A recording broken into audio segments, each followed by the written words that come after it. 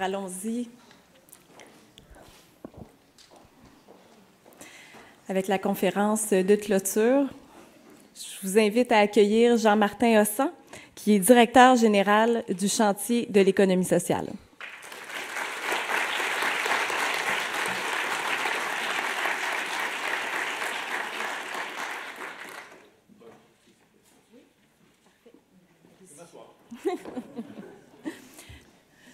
Vous avez la lourde tâche de proposer une solution à tous les problèmes qu'on a traités aujourd'hui. On va tout régler ça. En fait, on m'a indiqué que j'avais une trentaine de minutes pour vous parler, puis peut-être 15 minutes ensuite de période de questions, mais je vais parler un peu moins que 30 minutes parce que j'aime toujours échanger, puis on a entendu le terme intelligence collective, j'y crois beaucoup, donc j'aime toujours, à travers les questions, ça enrichit ce que je dis la fois d'après. Et j'ai été un peu surpris, en fait, quand l'ACSM m'a invité à parler. Je ne voyais pas tellement le lien à prime abord, en fait, et en y pensant un petit peu, le lien était assez direct à faire entre la santé mentale d'une personne ou la santé mentale d'une société. Puis le thème de « Repensons la richesse » est vraiment pertinent avec ce que le chantier fait en ce moment, avec le chantier depuis qu'il existe. En fait, juste pour faire un petit historique, le chantier de l'économie sociale, il est né du grand forum sur l'économie et l'emploi des années 90, lorsque M. Bouchard était premier ministre. Ceux qui sont assez vieux ici se souviennent qu'à peu près toute la société était là, le patronat, les syndicats, l'Église était là, les mouvements étudiants. Et de ce grand forum-là étaient ressortis quelques concepts qu'on entend encore aujourd'hui comme le déficit zéro. Donc, le gouvernement actuel n'a rien inventé. Et il y a aussi le chantier qui est né de ce grand événement-là pour représenter ce qu'on appelle le pilier collectif. Et là, je reviens au point d'équilibre. Je ne suis ni médecin ni psychologue. Mon père était psychologue. Je suis ni médecin ni psychologue, mais pour moi, la santé mentale, c'est une certaine notion d'équilibre pour une personne. Pour une société, c'est un peu la même chose. Et en ce moment, il y a un déséquilibre frappant et inacceptable, en fait, dans la société sur le plan des trois piliers qui constituent une société. Là. Il y a le privé, le gouvernemental et le collectif. Donc, le privé et le gouvernemental, on le connaît tous assez bien. Il est dans le paysage tout le temps. Le pilier collectif est un peu moins connu pour son potentiel, surtout, même si le Québec est un leader mondial très clair grâce à la force de son pilier collectif, qui est représenté entre autres par l'économie sociale. Donc, le pilier collectif est représenté par tout ce qui est coopératif, organismes à but non lucratif, des mutuelles, des associations de travailleurs ou des associations de citoyens. Et ce pilier-là, un des objectifs du chantier, c'est de faire en sorte qu'il soit dans les réflexes, qu'il s'incruste dans les réflexes des gens dès qu'on a un problème à régler ou un dossier à faire avancer ou un projet à bâtir. Non plus se demander seulement est-ce que c'est le privé ou le gouvernement qui devrait s'en occuper, mais se demander est-ce que c'est le privé, le gouvernement ou le collectif qui devrait s'en occuper. Et comme je le disais, au Québec, on a ce réflexe-là plus qu'à peu près partout ailleurs dans le monde, mais il reste beaucoup de travail à faire pour que l'équilibre soit atteint, parce qu'en ce moment, au Québec, comme partout dans le monde, surtout chez nos voisins du Sud, le pilier privé prend trop de place. Et c'est ça qui mène au déséquilibre. Le but de l'économie sociale, c'est absolument pas de déplacer le privé ou de le remplacer, mais c'est de faire en sorte que le pilier collectif prenne toute la place qui lui revient et naturellement, le privé va prendre la place qui lui revient et le gouvernement aussi. Et d'ailleurs, le but du pilier privé, c'est pas non plus de grappiller les missions de l'État. Et c'est un peu... la trop forte présence du privé en ce moment ne se reflète pas juste dans une certaine désolidarisation du pilier collectif, et je vais y revenir, mais aussi en partie sur l'acquisition de certaines missions qui étaient étatiques et qui devraient le rester. L'éducation, la santé, la sécurité publique, ça devrait être gouvernemental, ces missions-là. Ça ne devrait pas être ni au privé, puis à la limite, ni au collectif, parce que c'est l'État qui devrait prendre en charge ce qui est vraiment ce genre de biens communs-là, la santé, l'éducation, etc. Et je répète tout le temps, d'ailleurs, il y a des gens qui se demandent si, face aux files d'attente dans les hôpitaux, on ne devrait pas ouvrir la porte au privé pour les soins de santé. Et il y a en termes d'économistes, il y a une divergence d'intérêts flagrante entre un investissement privé en santé, en soins de santé, et le bien-être collectif. Parce que le gouvernement qui s'occupe de la santé a tout intérêt à ce que les gens soient en santé. Ça fait des payeurs de taxes plus en forme, qui travaillent plus, qui payent plus d'impôts, il y a plus de services publics, etc. Un investisseur privé qui met $1 million dans une clinique privée, il ne veut pas que tout le monde soit en forme et que sa clinique soit vide. Je ne suis pas en train de dire que c'est des gens méchants qui souhaitent la maladie, mais l'intérêt économique sous-jacent est complètement divergent avec l'intérêt collectif, ce qui n'est pas le cas quand le gouvernement s'occupe des soins de santé. Et moi, cette simple réalité-là fait en sorte que les soins de santé, ça ne devrait pas être au privé du tout. Ceci dit, si le secteur privé veut faire de la prévention, c'est tant mieux parce que ça va dans le sens des intérêts de la collectivité. Plus il y a de prévention, plus on est en forme. Si un privé a une bonne idée de faire de la prévention et que ça peut lui donner un gagne-pain en même temps, tant mieux, la collectivité y gagne. Mais dans le cas des soins de santé, ça devrait rester une mission de l'État. Et là, je ferme la parenthèse, ce n'était pas ça le thème d'aujourd'hui. Donc, le déséquilibre entre les trois piliers, je considère, en fait, je suis convaincu que l'économie sociale est une des clés de ce rééquilibrage-là de la société.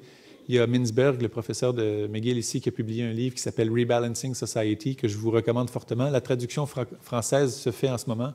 J'ai eu l'honneur de signer la préface. Donc, le livre va être traduit bientôt en français. Il est déjà traduit en espagnol, puis il n'a pas été en français encore, donc vous trouvez ça un peu bizarre. Donc, dans ce petit livre-là, il fait aussi un survol du déséquilibre actuel entre les trois piliers et pourquoi le privé prend trop de place. Et le modèle dominant que le privé nous impose en ce moment, c'est un modèle de surproduction de tout, parce qu'il faut tout le temps que le prix de l'action monte. L'objectif d'une entreprise privée, c'est de donner du rendement à ses actionnaire. Ça ne fait pas d'eux des bandits automatiques, mais ça mène à une dynamique de surproduction qui, elle, mène à une dynamique de surconsommation, évidemment. Et la surconsommation, elle est alimentée par du surendettement. Et c'est là que je reviens à ce que je disais tout à l'heure sur le plan de la désolidarisation. Ce n'est pas un impact recherché ou automatique de cette surproduction-là, mais par le biais de la surproduction, surconsommation, surendettement, ça désolidarise parce qu'un ménage qui est surendetté, sa priorité, c'est de payer ses dettes. Ce n'est pas de s'occuper de la rue, du voisinage ou de la collectivité dans le village ou dans le quartier. C'est de payer ses dettes pour se sortir du pétrin. Et donc, indirectement, la trop grande présence du privé et de la mentalité du privé qui vise le profit, ça désolidarise les collectivités. Et le modèle actuel, je pense que M. Pinault a dû vous en parler assez bien ce matin. Je suis désolé d'avoir manqué ça, mais ça a été 36 heures assez occupé.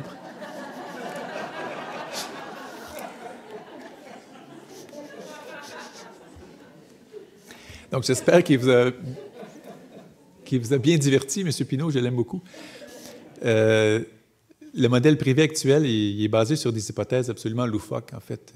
Sur papier, les modèles économiques sont mathématiquement très beaux et très élégants, mais ça fait des hypothèses qui ne cadrent pas du tout avec la réalité, et il y a certains économistes qui s'entêtent à attendre que la réalité se conforme à leur modèle. C'est un peu une poursuite un peu vaine, mais ce modèle-là est basé sur des hypothèses, entre autres, d'information parfaite, du fait qu'on est tous aussi des individus parfaitement égoïstes qui ne pensons qu'à notre propre nombril, et c'est ça qui va arriver à un optimal de bonheur collectif. Sur papier, ça se prouve mathématiquement, ça. Sauf que dans la réalité, les hypothèses qu'il faut pour prouver ça mathématiquement ne s'appliquent pas. Et surtout, c'est que ça mène à des situations absolument inacceptables. Et là, je reviens au concept d'équilibre chez une personne pour la santé mentale. On peut dire que la société occidentale, mondiale en fait, n'est pas en santé mentale sur le plan des déséquilibres, de la répartition de cette richesse-là. On veut repenser la richesse, mais il faudrait la redistribuer un peu mieux aussi. Et le déséquilibre est tel que l'an dernier, officiellement, la statistique est devenue officielle, le 1 des plus riches possèdent dorénavant plus que le 99 qui reste. Ce qui est non seulement surprenant et inacceptable, mais c'est intenable aussi. Ça peut mener à des révolutions moins que tranquilles. Et au Québec, on y échappe un peu. On est une des sociétés les plus égalitaires au monde, grâce, entre autres, à l'économie sociale, mais à bien d'autres choses aussi, facteurs historiques, etc. Mais ça peut mener à des révolutions qui vont être moins que pacifiques, comme je le disais. Et encore, pourtant, il y a encore des économistes et des lobbies qui sont facilement identifiables qui prétendent que c'est le résultat d'un processus naturel, que quand on laisse libre décision, libre choix, libre activité au marché, ça en vient à ce modèle-là, et donc que c'est l'optimal parce que c'est la nature qui dicterait ça, en quelque sorte. Et moi, je les inviterais à faire un vrai test naturel avec la nature qu'ils aiment bien citer. C'est de mettre un animal dans un coin avec autant de nourriture que 99 autres à côté et de voir combien de temps ça durerait en secondes. C'est donc pas la nature qui a mené à ce déséquilibre-là, c'est les institutions qu'on a mises en place. Et les institutions sont, c'est pas étonnant, sont menées et décidées et souvent gérées par ceux qui sont dans le 1 bien évidemment, qui contrôlent les institutions et le processus d'établissement de ces institutions-là. J'insiste sur le fait que ce n'est pas tous des bandits. Il y a des processus qui ont mené avec le temps à cette chose-là. Puis j'ai rencontré des gens dans la haute finance, moi qui avais le cœur sur la main, autant que j'ai rencontré des gens dans le milieu communautaire qui étaient des nombrilistes finis. Donc la nature humaine est partout répartie.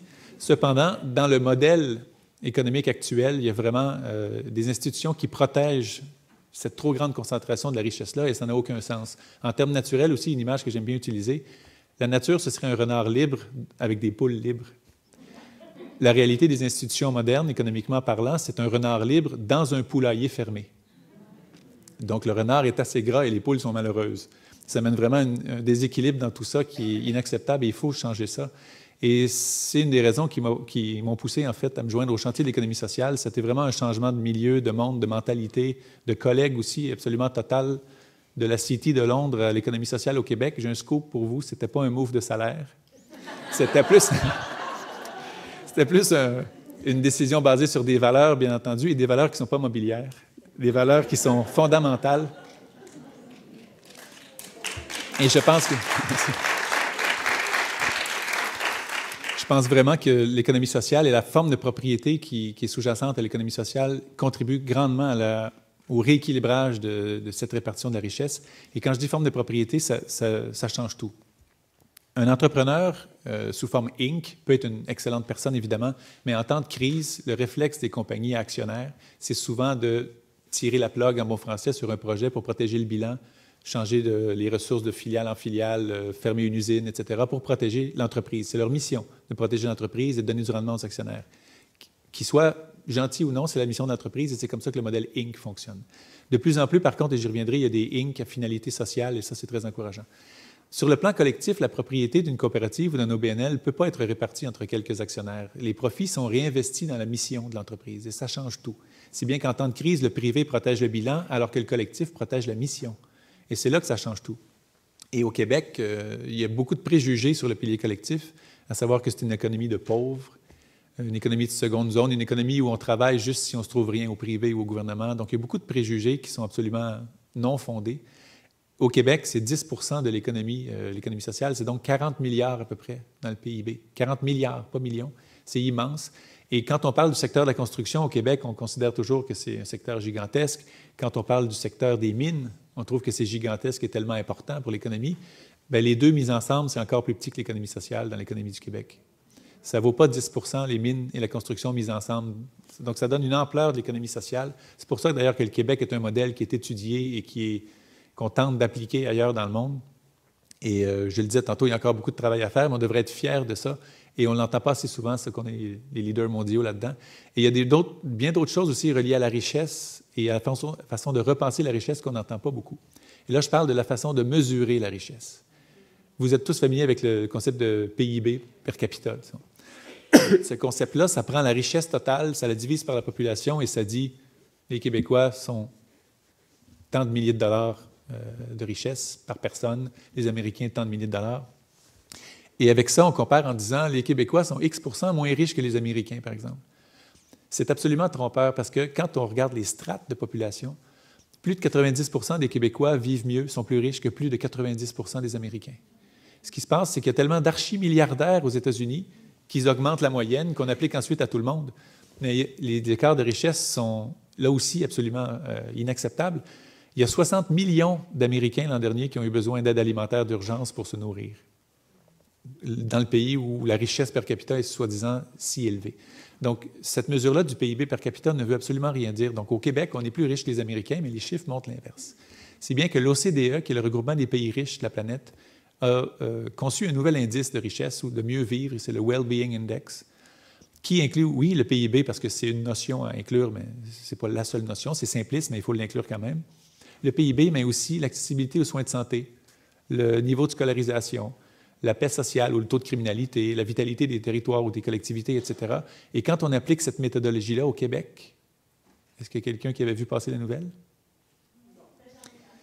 Ah, parfait. Donc, il n'y a à peu près que le Danemark, on est premier au monde.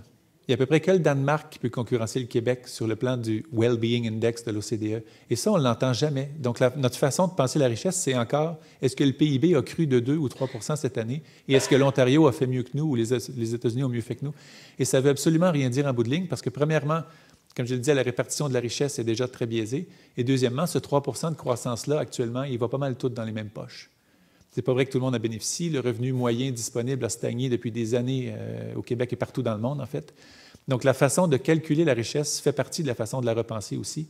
Une autre façon aussi dont il faut repenser la richesse, c'est qui la crée vraiment. Et moi, je suis très, très attaché au milieu culturel. Avant toute chose, je suis musicien. J'ai raté ma vie. J'aurais voulu être un musicien complètement. Ceux qui connaissent Starmania, je suis Ziggy. Pas Ziggy, je suis 0 janvier, celui qui chantait « J'aurais voulu être un artiste ». Donc, je suis très attaché au secteur culturel et ça, c'est un secteur qui souffre aussi beaucoup de préjugés, à savoir qui crée la richesse. Et ce que je veux dire, c'est qu'un artiste qui fait un album et qui est subventionné pour le faire, il est vu comme un consommateur de richesse. Celui qui est dans son camion et qui distribue le CD est vu comme un créateur de richesse, alors que c'est l'artiste qui lui a donné le CD qui peut...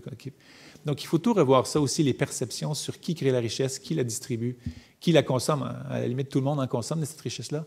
Mais il faut repenser non pas seulement la façon de la mesurer, mais qui la crée et de percevoir bien, en fait, de bien percevoir les secteurs qui en créent de la richesse. Et le secteur culturel en souffre beaucoup de ça parce que les écrivains, les musiciens, les artistes de théâtre sont souvent subventionnés, mais on oublie souvent qu'1 dollar investi là-dedans, selon certaines études, rapporte entre 5 et 10 dollars à l'économie globale. Donc, ce sont d'immenses créateurs de richesse qui sont pourtant vus comme des BS de luxe, on entend souvent ça. Donc, il y a toute une façon de revoir ça. Les médias ont un immense rôle à jouer là-dedans, évidemment. Il y a certaines radios qui se spécialisent dans ce genre de commentaires-là, un peu plus à l'est. Est-ce qu'il y a des gens de Québec ici? Non? Oui. Il y a des bonnes radios à Québec aussi, mais disons que c'est un bastion de ce genre de propos-là. Et donc, les médias ont un grand rôle à jouer, non seulement en arrêtant de dire des faussetés, mais aussi en propageant les bonnes nouvelles. Pas la bonne nouvelle, les bonnes nouvelles. À savoir que le Québec, quand on se compare aux autres, il y a beaucoup de choses à corriger ici, à améliorer, et beaucoup de travail à faire pour un équilibre dans les richesses et qu'il n'y ait pas de laisser pour compte. Mais le Québec, quand on se compare aux autres pays dans le monde, on a vraiment un modèle qui fonctionne très bien. Il ne faut pas le détruire. Il ne faut pas le mettre en pièces petit à petit et ouvrir la porte à un pilier privé qui déjà prend trop de place et qui est le pilier qui cause le déséquilibre actuel. Notez que si l'État prend trop de place, ce n'est pas mieux pour le bonheur des collectivités. En Europe de l'Est, il n'y a pas si longtemps, les pays soviétiques étaient très centralisés par l'État. Et donc, c'est le pilier étatique ou gouvernemental qui prenait beaucoup de place sur les deux autres. Ça désolidarisait les collectivités, évidemment, et ça tuait l'initiative privée. Et les populations n'étaient vraiment pas plus heureuses que dans un régime dit capitaliste comme le nôtre ou comme les États-Unis. Donc, quand un pilier prend trop d'espace sur les deux autres, c'est ça, c'est pas bon, qu'il soit privé, gouvernemental ou collectif. Quoique le pilier collectif, on n'a jamais vu d'exemple historique où il prenait trop de place. Puis je pense qu'on ne verra pas ça de sitôt parce que les initiatives du pilier collectif, quand on se dit que collectivement, on se crée une coop ou un EBNL pour créer un produit ou subvenir à un besoin, c'est un peu naturel que le jour où on a tout ce qu'il nous faut, ou qu'on a presque trop, ça va s'auto-réguler, on dirait, parce que les initiatives viennent de la collectivité qui en bénéficie. Donc, à moins que la collectivité devienne complètement masochiste, ce qui serait encore une question de santé mentale, j'imagine, ce serait très peu probable que le pilier collectif prenne trop de place pour le bien-être de sa collectivité propre. Mais par contre, on a des exemples d'un pilier privé qui prend trop de place. C'est un exemple actuellement, vraiment, avec le 1,99 dont je vous ai parlé, c'est vraiment flagrant. Et le pilier gouvernemental a aussi déjà pris trop de place, surtout en Europe de l'Est récemment. En fait, il y a une petite formule qui est assez belle, je trouve. Le pilier privé, quand il prend trop de place, ça mène à de l'avidité. Et quand le pilier gouvernemental prend trop de place, ça mène à de l'aridité. Tout est trop normé, trop contraint, etc. Il faut trouver un mot pour le pilier collectif maintenant, mais comme il n'y a jamais eu d'abus. Il y a acidité, qui serait un beau mot, parce qu'on change encore juste la même lettre, mais il faut trouver une façon d'expliquer pourquoi ce serait trop acide.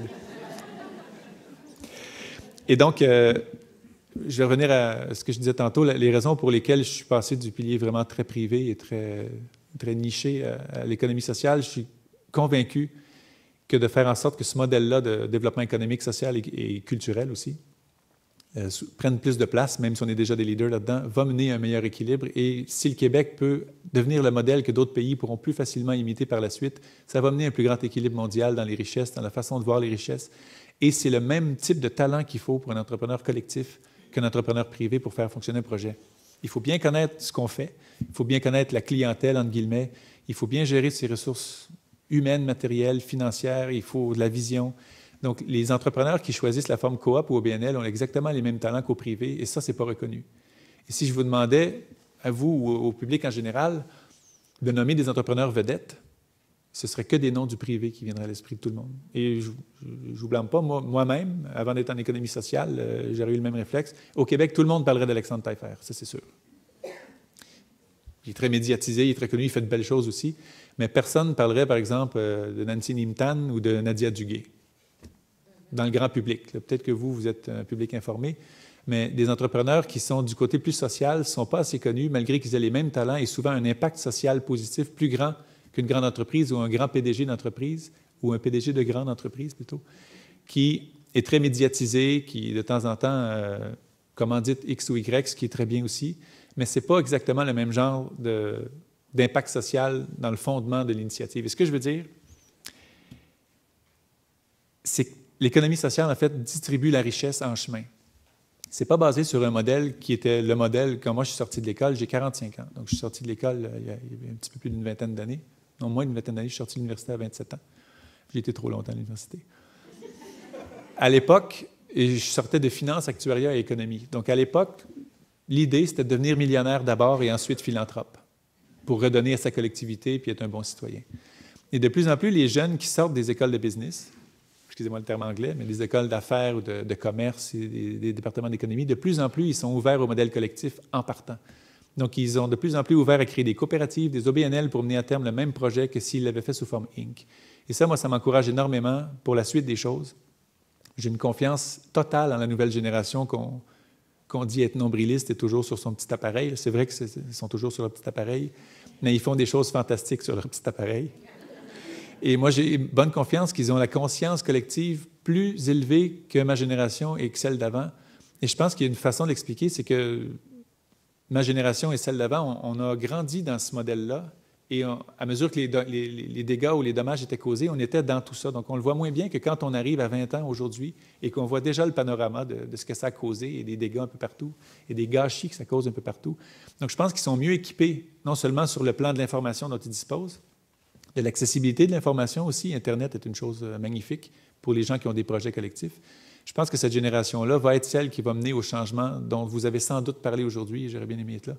Mais les changements dont le chantier d'économie parle, cette transformation du modèle de développement, je pense que la génération qui monte va être un pivot là-dedans parce qu'ils ont vraiment l'esprit collectif plus développé qu'on le pense, même si c'est des gens qui ont vraiment les idées très arrêtées, très fixes, qui vont à une entrevue d'emploi en parlant d'abord des vacances qu'ils prennent le mois prochain, ce qui ne se voyait pas avant.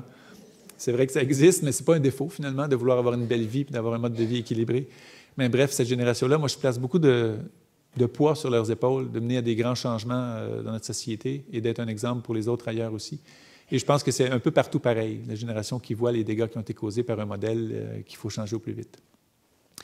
Et je le disais, l'économie sociale, à travers le chantier, à travers d'autres organismes, d'autres partenaires aussi au Québec, je pense contribue grandement à ça.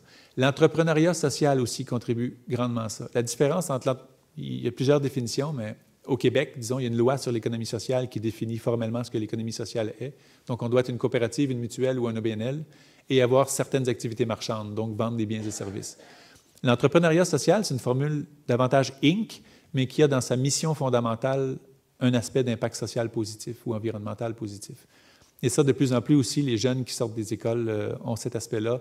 Et il y avait une entrevue récemment à la radio, je ne me souviens plus le nom du professeur, mais il disait qu'il y avait 24 projets qui avaient été déposés par ses étudiants et 23 sur 24 avec comme mission fondamentale un impact social, sans qu'il ait donné la consigne. Donc ça, moi, ça me donne immensément d'espoir pour la suite des choses et je suis convaincu que de notre vivant, on va tous voir un début de transformation de ce modèle-là qui a grandement besoin de soins. Et donc, pour faire le parallèle entre la santé mentale, l'équilibre et repenser la richesse, je suis convaincu que l'économie sociale est une bonne partie de la chose et que l'entrepreneuriat social aussi l'est. Et je constate que c'est de plus en plus présent dans la tête des jeunes. J'espère qu'il y a des questions. Je ne sais pas combien de temps j'ai pris d'ailleurs.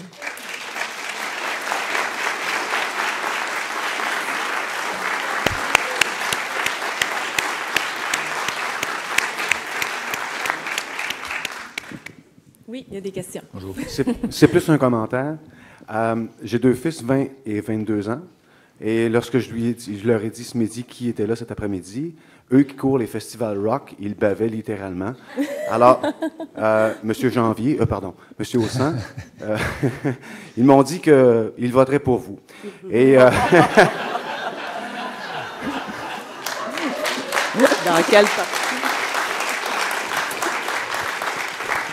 Je pensais pas que ça arriverait aussi vite dans la période de questions. c'est quand même le fun. Il faut saisir les opportunités quand elles se présentent. Ceci étant dit, ce matin, lors de notre deuxième panel, on parlait notamment d'une crise de valeur. Parce qu'il y a beaucoup d'intervenants dans les réseaux des affaires sociales, des soins qui se cherchent une appartenance et qu'on vit une crise de valeur à cause du néolibéralisme. Oui. C'est sûr qu'en vous entendant, je me dis comment se fait qu'on ne voit pas Jean-Martin partout. Je vais faire une autre blague. Tiens, Québec solidaire se targue d'avoir deux chefs féminins et masculins. Moi, je vois tellement bien Jean-Martin avec l'or se promener partout. Alors, bon après-midi. Merci. Merci. Bien, écoutez, d'abord, je voudrais vraiment féliciter pour leur grand jugement vos deux fils. Et ensuite... Mais de plus en plus, les médias s'y intéressent. Dans le journal Les Affaires, il y a Diane Bérard qui tient un blog sur les entrepreneurs sociaux, l'économie sociale. Donc, ça prend forme petit à petit. C'est un cercle vertueux, les médias. Hein. Quand les gens vont s'y intéresser, qu'il va y avoir plus de clics, les journalistes vont écrire un peu plus. C'est tout le temps comme ça que ça se fait. Et je pense que ça aussi, ça s'en vient. Mais dans les journaux en général, dans les médias en général, il y a eu... Puis c'était un petit peu le but, je pense, le chantier, quand ils m'ont embauché, c'était d'être un petit peu plus dans les médias. Et je suis ravi de pouvoir utiliser la relative notoriété que j'avais en arrivant au chantier pour mettre ça plus sur la map en bon français. Parce que, je le disais tantôt, si on demandait des projets vedettes ou des stars de l'investissement et de l'entrepreneuriat, c'est tout le temps le pilier privé qui est mis en valeur, alors que l'impact social du pilier collectif est vraiment sous-estimé dans ce manque de nouvelles-là sur l'économie sociale. Ouais. Merci. Bonjour, merci beaucoup d'être ici parmi nous. Moi aussi, je veux vous dire que mon fils m'a fortement conseillé, autant pour M. Éric Pinault, qu'il connaissait, là, que vous, mais je vous connaissais aussi. Donc, moi, je suis ici pour dire que vous avez nommé plusieurs éléments qui font partie de ma vision aussi, entre autres le fait que les jeunes, on a beau dire les jeunes, c'est l'avenir, c'est beaucoup plus aussi, sont en train présentement, ça se fait. Je peux en témoigner parce que mes 4 jeunes demeurent dans Hochelaga-Maisonneuve. Oui. Et moi, on m'avait déjà conseillé, comme je l'ai dit ce matin, d'aller rester là. Mais dans le temps, moi, je voulais que mes enfants qui vivaient sur l'aide sociale demeurent dans un bel endroit, un environnement adéquat, que ça soit beau, qu'ils fréquentent une mixité de personnes et non pas juste un ghetto. Bon, pour avoir été une personne assistée sociale longtemps, je ne discréditerai nullement les gens qui sont sur l'aide sociale, mais c'est simplement que j'avais le droit, moi aussi, de décider où je voulais aller, non pas où on me disait d'aller. Et depuis que mes enfants demeurent au Hochelaga-Maisonneuve, j'y vais souvent, je vais dans les cafés, et étant une femme engagée depuis longtemps dans le milieu communautaire et tout, je n'en reviens pas de tout ce que vous dites. Et ce sont les jeunes. Je ne cesse de dire à mon fils, tu es au meilleur endroit, parce que il est comme vous aussi, il veut être millionnaire, enfin, comme vous l'étiez, pour être philanthrope, pas de moi. comme vous l'étiez. Enfin, mais il s'en vient bien, il s'en vient très bien là-dessus. Mais donc, oui, on a la preuve directement sous nos yeux. Allez voir dans Hochelaga-Maisonneuve une mixité, on a parlé de mixité toute la journée, de situations, de statuts qui s'entremêlent. Et ces jeunes-là amènent une beauté, une vivacité. Enfin, là, ça se peut que je déménage à Haumont, finalement, mais je l'aurais décidé moi-même. C'est Haumont maintenant, donc c'est déjà caché. Bon, enfin, ça va plus vite. Alors, merci d'être là. Merci beaucoup, merci. Hochelag, oui. Oui, bonjour, M. Ossan. Bonjour. Moi, c'est mon mari qui m'enviait d'être ici cet après-midi. Et puis, il y a un poste qui s'est libéré quelque part dans un parti politique, là. Je sais pas, en tout cas, je dis ça comme ça. Bon. Il y a la chefferie des conservateurs aussi qui était... Bien, vous avez parlé du Québec après-midi, là. Donc, moi, j'aimerais ça, c'était bien intéressant ce que vous avez dit, j'aimerais ça si vous pouviez faire une analyse critique, en tout cas, un lien avec l'organisation de la santé et des services sociaux actuellement au Québec. Je sais pas, c'est le thème que Bien, il y a sûrement les plus grands spécialistes que moi du réseau dans la salle, mais il y a une chose qu'on ne connaît pas beaucoup ici au Québec, c'est qu'on est l'endroit au Canada où le privé est le plus présent dans le système de santé. Il y a encore beaucoup de gens qui pensent que ça s'en vient, mais c'est déjà bien établi, alors qu'il y a des études qui prouvent noir sur blanc que le privé administré, la santé administrée par le privé coûte plus cher, en fait, et est moins efficace sur le plan administratif. C'est assez étonnant, mais je ne sais pas si M. Constantandriopoulos est ici, à l'Université de Montréal, non? Non. Il a fait des travaux assez épatants là-dessus. Donc, non seulement, je parlais tantôt de la divergence d'intérêts entre des soins de santé au privé et l'intérêt collectif, mais en plus, sur le strict plan de l'efficacité, c'est pas vrai que le privé s'en tire mieux. Ça coûte plus cher par personne soignée aux États-Unis, qui est un des systèmes les plus privés. En fait, c'est le système le plus cher au monde et c'est un des plus privés. Et d'ailleurs, la première cause de faillite personnelle aux États-Unis, c'est les soins de santé. Au Québec, ça fait longtemps qu'on n'entend plus parler de choses pareilles, mais il ne faudrait pas y revenir non plus. Donc, moi, je suis convaincu que si l'État prenait tout l'argent que les gens sont prêts à mettre dans un réseau privé et le mettait dans des services publics, on aurait la qualité de certaines cliniques privées qui ressemblent à des hôtels dans le système public. Et je vivais en Angleterre jusqu'à tout récemment. J'ai dû faire appel à des services de santé qui étaient fournis par le bureau. Et c'était vraiment un hôtel. Il y avait un menu, Il y avait un menu à l'hôtel quand il fallait rester plus que quelques heures, et il y avait des carrés d'agneau, et je me sentais dans un autre monde complètement. Et puis, je me sens presque coupable de dire que la compagnie m'offrait ça, mais à côté de ça, le NHS au UK a les mêmes problèmes que notre réseau ici, avec des files d'attente très élevées et des gens qui ne se font pas voir quand ils devraient se faire voir. Mais moi, je suis convaincu que si l'État reprend tout ça et met des normes très strictes, que c'est l'État qui s'occupe des soins de santé et qu'on y met aussi les moyens qui vont avec ça, parce qu'il ne faut pas oublier que les soins de santé qui vont au privé, l'État contribue aussi fortement. Ce n'est pas vrai que c'est juste le privé et que ça libère de l'argent pour le public. Ça prend des ressources du public pour aller au privé. Et les médecins qui s'en vont au privé ne sont pas dans le réseau public. Puis moi, je suis un fervent fan, de toute façon, de médecins salariés. Je ne comprends pas que les médecins sont déjà la classe la plus payée à peu près dans les professions au Québec et peuvent en plus s'incorporer pour ne pas payer d'impôts et déduire la voiture, le papier de toilette et une partie de la maison. Je trouve ça un peu bizarre et je sais que c'est un lobby très fort, le lobby des médecins, mais je pense qu'il va falloir un jour que le gouvernement reprenne la mission santé au Québec et que les médecins deviennent des salariés de l'État parce qu'ils font partie d'un système public. Ça, c'est mon opinion personnelle. Je ne parle pas au nom du chantier, mais je pense que ça amènerait des améliorations notables dans le système. Mais je le partage ce que vous dites, mais à court terme, pour les intervenants dans le réseau, face à un Gaétan Barrette, qu'est-ce qu'on peut faire concrètement? Est-ce que vous avez des idées? Je vous dirais franchement, non. Puis je voudrais pas dire des choses qui pourraient tout de suite être infirmées par un vrai spécialiste dans la salle. Je suis loin d'être un spécialiste du système de santé. Moi, je suis sur les grands principes, je me suis fait des idées, mais sur la fonctionnalité du système et comment ça devrait être organisé, je suis vraiment pas la personne appropriée pour ça, bien humblement. La solution, c'est peut-être de changer de ministre, mais là, ça, c'est autre chose. C'est la prérogative de M. Couillard. Madame du YMCA. Non, du Y des femmes. Du Y des femmes. YWCA. Désolée. Tout le monde l'aurait su aujourd'hui. Le Y des femmes n'est pas le YMCA. Donc, juste une petite aparté bien important pour nous, parce qu'on travaille avec les femmes Moi et qui les étais filles si contente et les de m'en familles. souvenir. Tu vas jamais l'oublier. Mais merci de m'avoir quand même rappelé. Toujours dans le thème de repenser la richesse, et pour revenir à... Il y avait un commentaire dans une présentation ce matin par rapport à la loi sur l'aide sociale. Je voulais vous entendre, qu'est-ce que vous pensez de l'école de pensée de donner à tout le monde un revenu de base? Oui. Et de s'en défaire de cette grosse boîte. Oui. Excuse-moi pour mes erreurs en français, je suis sûre que j'en fais. La grosse boîte de tout le système de l'aide sociale et tout ce que ça prend pour la gérer et la faire rouler, et de prendre ce budget-là pour le redistribuer à des personnes, monsieur, madame, tout le monde, à un niveau égal. Et là-dedans seraient inclus toutes les personnes qui sont sur l'aide sociale, dont la majorité sont des gens qui en ont besoin fortement, qui le méritent, beaucoup qui ont contribué.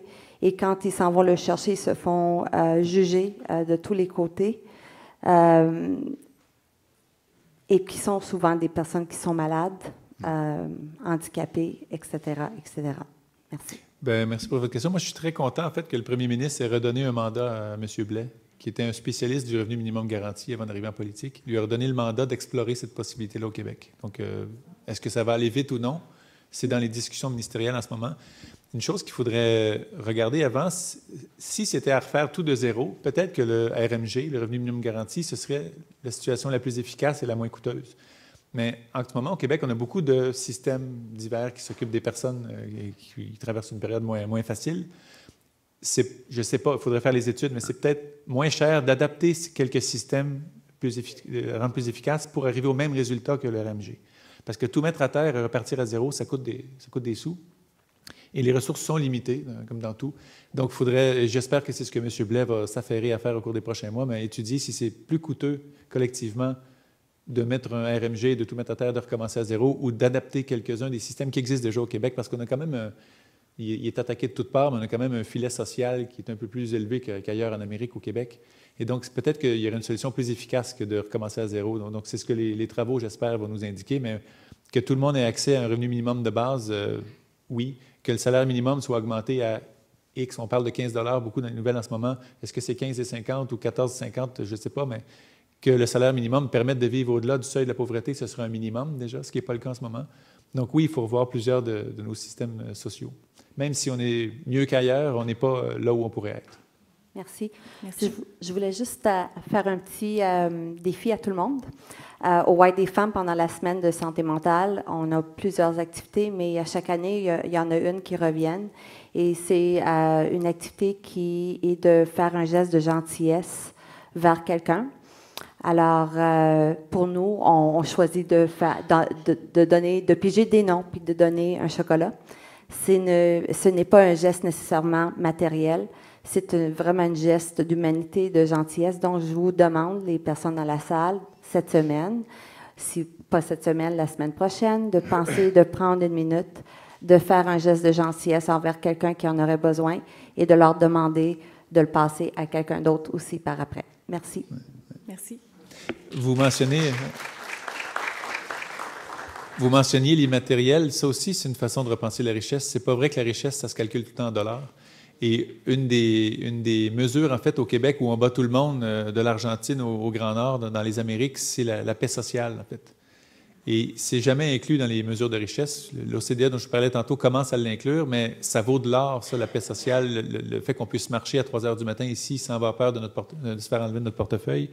Et ça, c'est une grande richesse qu'on mesure rarement parce que c'est pas très quantifiable, mais ça compte beaucoup dans le bonheur relatif des gens. Madame? Merci. Moi, j'aimerais ça qu'on parle de comment, comme organisme communautaire, on est capable de s'impliquer versus une économie sociale. Je vous compte un peu, parce que vous en avez parlé très brièvement. Moi, quand je suis arrivée à Montréal en 2011, je n'avais pas de réseau. J'ai travaillé pour le chantier, comme bénévole pour le chantier d'économie sociale. Oui. Et moi, j'ai une formation en administration comme directrice. Fait que j'ai fait de mon CV, puis la dernière question, c'était... quand ils demandaient qu'est-ce que vous avez comme question, je dis est-ce que vous croyez à l'économie sociale? Et tous les organismes, j'ai passé peut-être 10-12 entrevues, puis c'était moi qui passais l'entrevue de cet organisme-là, si oui ou non j'acceptais la job. Mes enfants étaient rendus à l'université autonome, fait que j'ai dit moi, je fais un changement de carrière, puis pour le social. Je voulais emmener l'administration des affaires dans le social. Fait que je me suis ramassée vraiment, vraiment à avoir zéro réponse et zéro volonté de certains organismes communautaires. Fait que rendu à ma dernière entrevue, Association québécoise des parents et amis, qui a un proche qui travaille auprès d'une famille qui a un proche atteint de maladie mentale. Il me reste 5 minutes de mon entrevue. Le président me demande, « Madame C, pouvez-vous me parler d'économie sociale? » Fait que moi, j'arrivais avec mon cahier du colloque d'économie sociale 2011 avec tous mes axes et tout ça. Mais là, cette fois-là, je ne l'avais pas emmené. Fait que j'ai dit à monsieur, je m'excuse, Daniel Dumont pour ne pas le nommer. J'ai dit, là, je n'ai pas 5 minutes, j'ai besoin de 10 minutes. Puis là, j'ai trace comment je voyais le développement d'économie sociale dans un OSBL comme la nôtre qui a eu 35 ans. Et là, je trouvais que... Et moi, quand je suis venue à Montréal, sans réseau, je croyais vraiment que les organismes communautaires auraient eu cette volonté-là de faire de l'économie sociale un petit peu plus. Oui. Pour le réseau de la santé, nous, le nouveau plan d'action santé mentale, les associations familles sont inclus noir sur blanc dans l'organisation. J'ai rencontré des gens du ministère, puis ils ont dit, vu que tout est flou, tu as une aire d'opportunité. J'ai dit, OK. Fait que tu vas leur proposer un projet de partenariat, de collaboration. Puis il dit, pour t'aider, je vais m'assurer que tous les directeurs santé mentale me disent qu'est-ce qu'ils vont faire avec vous. Donc, je suis dans 4 CIUS de Montréal. Mais sur les 4 CIUS, j'ai 2 équipes de CIUS santé mentale qui veulent travailler avec nous pour faire des choses différemment. Pour ne pas le nommer, c'est CIUS du Nord et CIUS du centre-ouest, centre-est. Je vais juste vous demander de conclure. Donc, c'est ça. C'était juste pour dire que, oui, il y a des opportunités, mais c'est sûr que les OSBL... J'aimerais ça vous entendre sur quelles opportunités les OSBL peuvent faire, puis quelle approche doivent-elles avoir pour être capables de faire des liens et de collaborer et créer une nouvelle économie dans le réseau de la santé actuellement. Donc, comment le communautaire peut créer des liens avec l'économie sociale? Oui, en fait, le terme économie sociale n'est pas accepté par tout le monde, même dans le pilier collectif. Il y a des gens qui ne veulent pas être associés à l'économie sociale à cause du mot économie. Ils trouvent ça trop mercantile. Et il y en a qui n'aiment pas le mot social parce que ça fait gogoune de cuir avec des bas de laine. Et il y a des préjugés à combattre des deux côtés, même au sein du pilier collectif. Et la loi qui a été votée à l'unanimité à l'Assemblée nationale en 2013, la loi sur l'économie sociale, définit de façon très précise l'économie sociale et, par cette définition-là, exclut un peu certains secteurs du communautaire parce qu'il faut qu'il y ait un aspect commercial, il faut qu'il y ait vente de biens ou services. Et il y a des gens qui étaient contents de ça, d'autres qui étaient mécontents de ça. Moi, c'est pour ça que je parle du pilier collectif, parce que le pilier collectif inclut, entre autres, l'économie sociale, mais aussi certains organismes communautaires qui sont maintenant plus définis formellement comme étant économie sociale. Et je mets ça un peu tout dans la même initiative ou la même intention d'avoir des projets qui sont à propriété collective, en fait, qui ne sont pas à propriété individuelle entre quelques personnes, et j'inclus le communautaire là-dedans, évidemment. Ceci dit, il y a des organismes communautaires qui sont formellement dans l'économie sociale parce qu'ils vendent des biens ou services ou parce qu'ils vendent un service au gouvernement. Et ça, c'est un autre des préjugés qu'il faut défaire. On dit souvent que les OBNL, c'est des subventionnés. Et on oublie que le secteur privé est immensément plus subventionné que le secteur collectif. Là, juste l'aide à Bombardier récemment vaut l'histoire de l'économie sociale sur 3 planètes. Donc, et on n'appelle pas subvention les mêmes choses d'un côté ou de l'autre aussi. Celui qui a fait la route devant, qui a asphalté la route, il a appelé ça un contrat gouvernemental. Il n'a pas appelé ça une subvention. Alors qu'un OBNL qui vend un service au gouvernement va continuer d'appeler ça une subvention ou subvention à la mission ou par contrat ou à l'acte. Donc, il faudrait commencer à utiliser les mêmes termes pour les mêmes choses pour battre les préjugés. Parce qu'en attendant, l'économie sociale est vue comme un secteur de subventionné et l'économie privée est vue comme un secteur créateur de richesse. Alors qu'il faudrait vraiment rétablir les choses. Ceci dit, vous parlez du domaine de la santé. Il y a beaucoup de résistance aussi de certains organismes à ce que l'économie sociale prenne plus de place en santé parce que plusieurs considèrent que c'est une mission de l'État, c'est le pilier gouvernemental qui devrait s'en occuper. Et l'objectif de l'économie sociale, ce n'est pas non plus de faire en sorte que des gens qui travaillent avec de bonnes conditions dans le système de santé soient remplacés par des gens qui coûtent moins cher. Donc, il y a souvent aussi des gens qui ont peur que l'économie sociale soit du cheap labor pour des services qui existent déjà, mais qui coûteraient moins cher via un OBNL. C'est loin d'être l'objectif du chantier, puis c'est très délicat aussi de faire en sorte de développer l'économie sociale dans des secteurs près de la santé sans que ce risque-là soit présent. Ceci dit, comme l'économie sociale provient des collectivités et que ça vient des besoins des collectivités, puis que c'est les collectivités elles-mêmes qui se regroupent pour subvenir à ce besoin-là, c'est sûr que si un service gouvernemental est coupé et que les gens en ont besoin, il y a de fortes chances qu'il va y avoir un OBNL ou une COP qui va être fondée par ces gens-là pour subvenir à leurs propres besoins. Donc, l'objectif, ce n'est pas de remplacer les missions de l'État, mais dans certains cas, c'est normal et naturel que l'économie sociale prenne cette place-là. Mais dans un monde idéal, la santé, ce serait le gouvernement. Et l'aide à domicile, par exemple, ça peut être l'économie sociale. Et l'économie sociale est très forte en aide à domicile, mais dans les soins de santé, je ne vois pas vraiment le jour où l'économie sociale pourrait remplacer le gouvernement là-dedans. L'économie sociale peut créer de l'innovation, par exemple. On l'a vu, par exemple, avec la coopérative SABZA. Oui, tout à fait. Et ça, c'est un bel exemple. Par exemple. Et c'est bien dommage, d'ailleurs, que ce projet-là ne soit pas soutenu. Ouais. Mais l'économie sociale, parlant d'innovation, merci beaucoup. D'habitude, j'en parle et j'ai oublié aujourd'hui. L'innovation aussi, c'est vu comme un élément qui est propre au secteur privé, parce qu'on relie toujours ça à la technologie, bizarrement, à l'innovation. Mais il y a de l'innovation sociale qui se fait, comment mieux faire quelque chose avec les gens pour être plus productif et que plus de gens en bénéficient. Ça se fait tous les jours en économie sociale. On travaille d'ailleurs avec plusieurs partenaires sur un grand projet en innovation sociale au Québec, donc on pourra donner plus de détails dans les mois qui viennent. Mais l'innovation sociale, en fait, fait clairement partie de la prospérité au sens large des collectivités et ça vient en bonne partie des entrepreneurs sociaux et de l'économie sociale. Et ça, de plus en plus, on va viser à valoriser ça, encore une fois. Parce que ce qui n'est pas reconnu ne peut pas être valorisé. Il faut d'abord avoir la reconnaissance, puis la mission formelle du chantier, c'est le soutien et la promotion de l'entrepreneuriat collectif. Donc, ce rôle de promotion-là demeure encore important. Même si on est des leaders, il y a encore beaucoup de promotion à faire sur ce qu'on a réussi à faire au Québec. Merci, Madame. Oui, Monica McFay, je travaille toujours en CLSC, encore en CLSC. En fait, c'est quand vous parliez de société, le pilier collectif, ce qui m'est venu à l'esprit, c'était plus les sociétés autochtones, enfin les... Oui. Et puis, on a la chance ici d'être en contact avec, mais partout dans le monde, que ce soit en Amérique du Sud, en Afrique, mais une richesse, je pense, à ce niveau qu'il ne faut pas négliger et qu'il faut, comment dire, apprendre aussi à travailler, ou enfin, je ne sais pas c'est quoi le terme qu'il faut utiliser, mais travailler plus avec ces peuples-là, enfin ces peuples, même ça, je ne sais plus, mais c'est ça, de pouvoir intégrer un peu plus leur philosophie, puis leur façon de faire, jadis aussi. Tout à fait. Et d'ailleurs, dans ce modèle. Il y a le chantier de l'économie sociale qui est un peu plus connu, mais dans toutes les régions du Québec, il y a des pôles d'économie sociale. Et il y a aussi un pôle des Premières Nations et un pôle CRI et un pôle du Nunavik. Donc, il y a 3 pôles qui sont reliés au premier peuple. Et il y a quelques années à Montréal, il y avait eu le FIES. Peut-être que quelques-uns d'entre vous étaient venus, le Forum international en économie sociale et solidaire. Et le grand chef Picard était là. Et il était monté sur scène à la fin pour dire que ce mouvement-là était leur mouvement. Donc, il y a des valeurs naturelles en économie sociale qui se rapprochent beaucoup des valeurs culturelles des Premières Nations.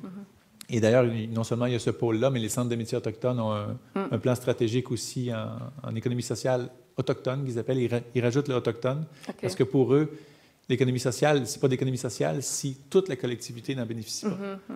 Formellement, nous, l'économie sociale, s'il y a une collectivité donnée qui se regroupe en bénéficie, c'est bon, mais en économie sociale autochtone, il faut que tout le monde en bénéficie. Sinon, ça s'appelle un projet et non d'économie sociale. Merci. On me dit que vraiment les minutes sont comptées, donc on vous laisse intervenir, mais on ne prendra pas d'autres interventions par la suite. Et bonjour, Jean-Marc Villeneuve. Je voudrais savoir votre opinion concernant le salaire minimum. On en parle beaucoup de l'ABC, puis ça. Moi, j'ai fait des cours d'économie, j'ai fait des cours de comptabilité. Moi, ma solution, ça serait, mettons, à 30 000, tu ne payes pas d'impôts, puis je ne sais pas ce que vous en pensez. Non, mais mettons à 25 000, les gens qui gagnent 25 000 et moins ne paieront pas d'impôts. Ouais. Comme ça, ils n'ont pas besoin d'administrer des impôts, puis redonner ça à la fin d'année. Puis... pas besoin de faire de rapport, vous voulez dire, pas de déclaration d'impôt? Bien, peut-être le déclarer, mais je veux dire, si en bas d'un certain montant, de ne pas payer des impôts. Pas faire de démarche. Ce serait une idée qui simplifierait peut-être les choses, effectivement, mais pour le revenu minimum garanti et le système fiscal, en fait, ça fait partie d'une grande révision de toute la machine. Parce qu'il y a des gens qui commencent à dire que les gens qui sont plus riches devraient payer un petit peu plus les CPE, devraient payer un peu plus à l'hôpital, devraient payer un peu plus X ou Y. Et moi, je pense que c'est le rôle d'un système fiscal efficace de capter qui a plus de moyens que d'autres.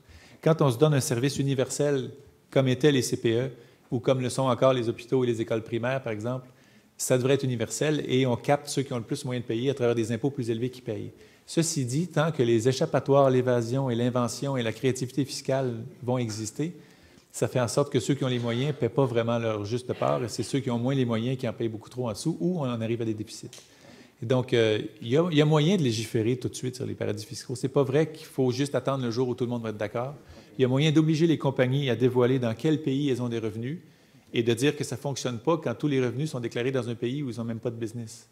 En ce moment, ils peuvent le faire. Si on légiférait là-dessus, ça réglerait une bonne partie déjà des paradis fiscaux sans régler tout. Mais bref, que le système fiscal soit revu au complet, je trouve que c'est une très bonne idée pour le rendre plus efficace. Est-ce que c'est de dire que moins de 30 ou moins de 25 ne paieraient pas ou n'auraient pas à déclarer? Ce serait à voir, mais l'idée, c'est que je pense que dans une société comme aujourd'hui, si on fait 25 000 on ne devrait pas être ceux qui contribuent fortement aux impôts globaux. Non, bien, c'est comme parce moi, que moi, je n'ai pas d'enfants. Je travaille 24 heures semaine, puis je paye des impôts. Puis il y a des gens qui ont une taxe, ils reçoivent de TPS et TVQ. Mais moi, je ne fais pas parce que ma conjointe gagne 45 000. Vous êtes des riches, vous donnez 1 %. Arrêtez. Merci. Alors, on va prendre une autre. Mais il y avait un débat récent aussi, si vous avez suivi la commission Godbout, le rapport Godbout sur la révision de la fiscalité. La principale recommandation de ce rapport-là, c'était de baisser les impôts et d'augmenter la TVQ. Ce qui est une mesure absolument régressive, parce que tout le monde paye la même TVQ, mais tout le monde ne paie pas les mêmes impôts selon ses moyens. Et heureusement, ça a été un peu oublié depuis, mais il faut vraiment s'opposer à ça, de baisser les impôts et d'augmenter la TVQ au nom d'un système fiscal plus efficace. C'est encore une fois basé sur des modèles dont les hypothèses sont vraiment déconnectées de la réalité. Écoutez, il y a des modèles économiques qui veulent mesurer la disparité de richesse et qui, dans leur hypothèse, posent qu'il y a un seul agent économique qui représente la population. Donc, l'hypothèse dit tout le monde est égal, puis avec ce modèle-là, ils veulent étudier les disparités de richesse. Donc, et ce système-là, le rapport Godbout était basé sur des modèles d'équilibre général qu'on appelle en économie. Il faut vraiment faire attention. C'est un outil à utiliser, mais pas l'ériger en dogme qui donne la vérité. C'est très dangereux. Et moi, j'espère que le gouvernement va oublier cette recommandation-là, de baisser les impôts, ce qui bénéficie juste aux riches, et d'augmenter le TVQ qui nuit à tout le monde. Donc, et souvent, il nous mentionne que la Scandinavie, la fameuse Scandinavie, vous savez le paradis sur Terre, là, les Scandinaves? Que la Scandinavie a un taux de taxe de 20 %, par exemple, taux de TVQ équivalent de 20 %. Donc, on devrait faire pareil. Ce qu'ils oublient de dire, c'est que leurs taux d'imposition sont aussi beaucoup plus élevés que les nôtres. Ils paient beaucoup plus d'impôts qu'ici. En fait, les Scandinaves, on se trouve toujours les plus taxés au monde, mais globalement, ils en paient plus. Donc, quand on dit que le TVQ ou l'équivalent est plus élevé là-bas, on oublie de dire que les impôts aussi sont plus élevés. Donc, ce qui amène l'égalité dans la société là-bas, ce n'est pas la TVQ plus élevée, c'est que les impôts sont plus élevés et que les gens riches contribuent plus, comme il se doit. Merci. Alors, rapidement, une autre intervention. Alors, bonjour. Je travaille depuis 14 ans pour une entreprise d'économie sociale. On a une mission sociale qui est d'intégrer des gens qui ont des problèmes de santé mentale, et on a une mission économique qui est de faire des vêtements adaptés pour des personnes en perte d'autonomie. Depuis que je travaille depuis 14 ans, il y a cette lourde tension entre la mission sociale et la mission économique. Souvent, les gens vont dire que c'est des missions qui sont contradictoires. Depuis 14 ans, je m'entête à dire que non et je m'entête à croire que c'est non, mais je ne trouve pas d'argument, des fois, pour répondre à ces personnes-là qui disent « non, c'est une mission qui est contraire l'un à l'autre ». Alors, j'aimerais ça que vous me trouviez une couple d'arguments. C'est une excellente question. Bien, je pense que le thème de la journée est très relié à ça, c'est « Repensons la richesse ». Est-ce que la richesse, c'est juste que le PIB croisse en absolu de 3 % sans savoir où va la croissance, dans quelle poche elle va, à qui elle bénéficie, ou si des gestes de développement qui sont vus comme étant sociaux, mais qui créent quand même des emplois et qui vont aussi sauver des coûts au système. Il y a beaucoup d'entreprises dites sociales ou d'entreprises d'économie sociale qui n'ont peut-être pas un gros chiffre d'affaires, mais le travail qu'elles font auprès de certaines personnes qui seraient dans la rue si l'organisme n'existait pas, coûterait des dizaines de milliers de dollars à l'État par personne, sinon plus. Donc, on est capable de chiffrer l'économie sociale à 40 milliards en chiffre d'affaires, mais ce qu'on n'a pas chiffré, puis ce qui est un peu impossible à faire, c'est les coûts qu'on a sauvés du développement un peu plus social. Et ça vaut beaucoup plus que le 40 milliards du chiffre d'affaires, c'est certain.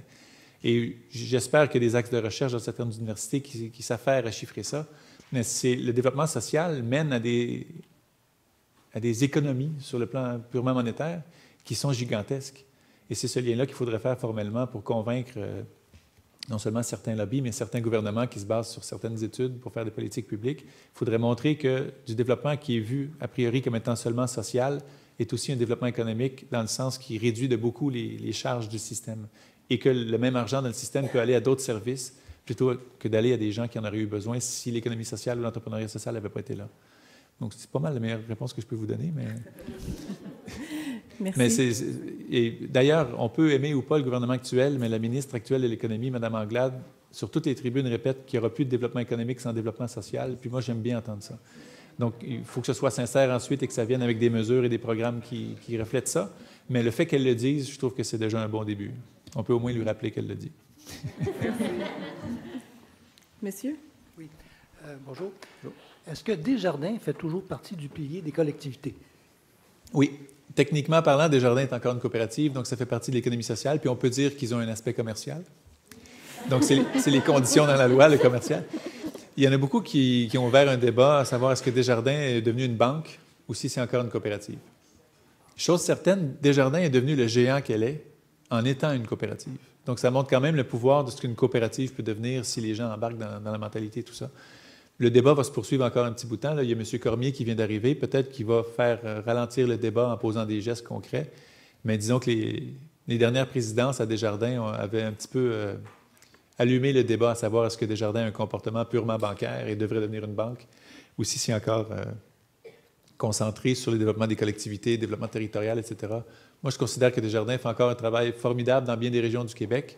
Est-ce que le fait qu'il se concentre beaucoup sur la rentabilité, l'efficience et presser le citron des fois dans certains segments pour augmenter la productivité, par exemple, il y a une partie de ça qui est nécessaire parce que s'il n'y a pas d'efficacité, les taux d'intérêt que Desjardins offre vont être plus élevés et donc les banques vont prendre tout le marché. Donc, c'est une réalité qui est plus complexe que juste dire est-ce que c'est une coop ou une banque. mais il faut quand même les suivre de près pour pas qu'ils perdent le souvenir de qui les a fondés et que c'était pas juste Alphonse, il y avait Dorimène aussi pas mal dans le décor.